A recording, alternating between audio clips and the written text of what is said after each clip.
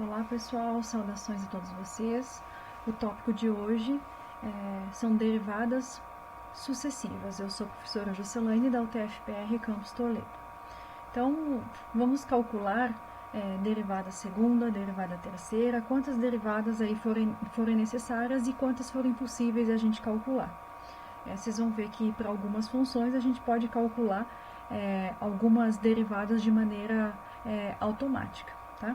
Então, seja f uma função derivável, definida num certo intervalo, a sua derivada f' é também uma função, definida no mesmo intervalo. Então, o que nós vamos fazer hoje é pensar na derivada da derivada. É isso que nós vamos fazer, pensar na derivada da função f', tá?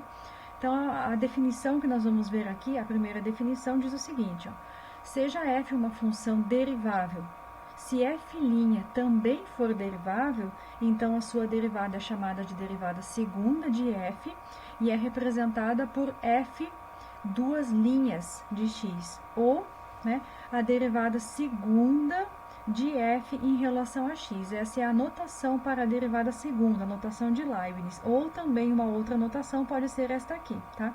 Que a gente lê então a derivada segunda de f em relação a x, tá? Se f duas linhas é uma função derivável, sua derivada, representada por f três linhas, é chamada de derivada terceira de f. A derivada de ordem n, ou enésima derivada de f, é representada por fn, veja que está entre parênteses, tá? É obtida derivando-se n menos uma vezes a função f. Okay? Então, a gente obtém a derivada de ordem n. Então, a gente pode ir calculando a derivada, as derivadas sucessivas desde que a função anterior seja derivável, a derivada anterior seja derivável. Então, o primeiro exemplo da aula de hoje, eu quero que você obtenha a derivada de segunda ordem das seguintes funções. Então, o primeiro exemplo, a função dada é secante. Então, para obter a derivada desta função aqui, a derivada de primeira, para obter a derivada de segunda ordem, você precisa obter primeiro a derivada de primeira ordem, né? Então, primeiro calculamos a derivada de primeira ordem. A derivada da secante, nós sabemos que é a secante vezes a tangente. Nós já fizemos isso em aulas passadas, tá?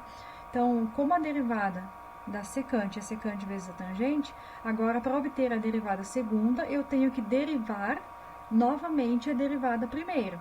Então, eu vou aplicar a derivada nessa expressão aqui, obtendo f duas linhas. Veja, antes você derivou diretamente, né? A derivada da secante é secante vezes a secante vezes a tangente. E, na verdade, como é que você calcula a derivada da secante? É 1 sobre o cosseno, né? E você aplica lá a regra do quociente, né? Você consegue derivar, então, a secante. Então, a secante vezes a tangente, para você derivar, né, você precisa aplicar a regra do produto. Você tem a multiplicação de duas funções. E nós sabemos que a derivada da multiplicação não é a multiplicação das derivadas. Existe uma regra específica para a multiplicação de funções, que é a regra do produto, tá? Então, a derivada da primeira vezes a segunda, mais a derivada da segunda vezes a primeira. Não importa a ordem, porque é uma soma, tá? Aqui eu fiz a derivada da primeira, a derivada secante é secante vezes a tangente, conservei a segunda, tá aqui, ó.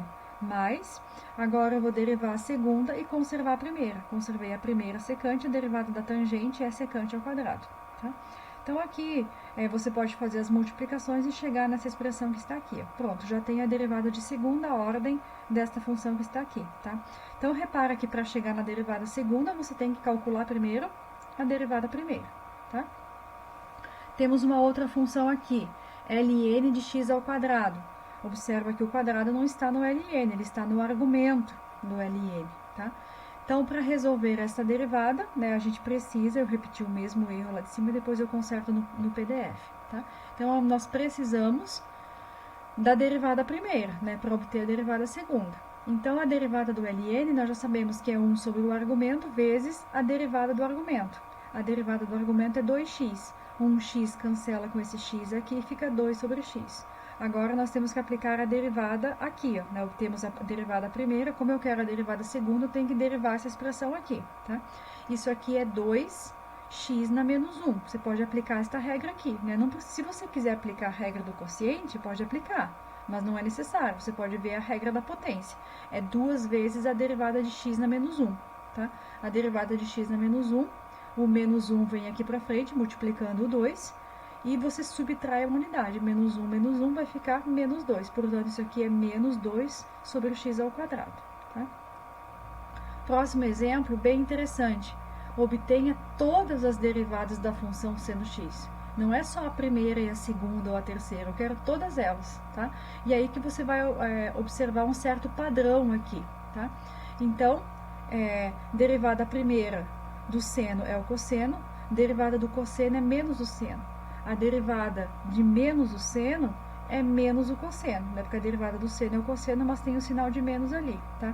E a derivada quarta do seno é o próprio seno, ou seja, voltou naquela expressão lá. Se você for derivar o seno para obter, né, a partir da derivada quarta, obter a derivada quinta, você vai voltar no cosseno. Aí você vai obter a derivada sexta a partir da quinta, você vai voltar no menos seno, e ele vai se repetir isso aqui sempre no mesmo padrão, tá? Então, eu consigo generalizar, eu consigo escrever todas as derivadas da forma que está aqui, tá? Vai ser cosseno sempre que o n for 1, 5, 9 e assim por diante. Vai ser menos o seno quando o n for 2, 6, 10, né? Vai ser quando o n for 3, 7, 11 e assim por diante, né? Sempre soma 4 unidades. Você vai ter menos cosseno e assim por diante, tá? Então, eu consegui um padrão aqui, eu consegui calcular todas as derivadas da função seno x, tá? Essa pergunta também é muito interessante, ó. Quantas derivadas são necessárias para anular essa função aqui? Como é que eu faço para anular essa função aqui? Eu coloquei 3x seno x, mas essa parte aqui não existe, tá? É somente... o seno x não tem, é só 2x na quarta mais 3x. Ignorem o seno x aqui, tá? Eu devo ter colocado puxado aqui do exercício anterior, tá? Então, esqueçam o seno x aqui. Então, eu quero calcular, saber quantas derivadas eu preciso para anular. 2x na quarta mais 3x, tá? Vejam, calcula a derivada primeira e vê o que você consegue. 8x na terceira mais 3, porque o 4 vem multiplicando 2, subtrai uma unidade e já fica 3. A derivada de 3x é 3, né? Calcula a derivada segunda. 24x ao quadrado, a derivada de 3 é 0. Veja que para cada derivada que você produz, a ordem do polinômio está diminuindo, né? A derivada terceira já passou para 48x. A derivada quarta, 48. E a derivada quinta, você já zerou, né, a função, você já anulou ela, né?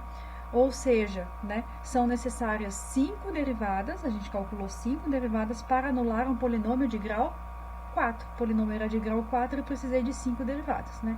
Então, nós podemos generalizar essa ideia, né? Quantas derivadas são necessárias para anular um polinômio de grau n? É sempre uma derivada a mais. N mais uma derivadas, ok?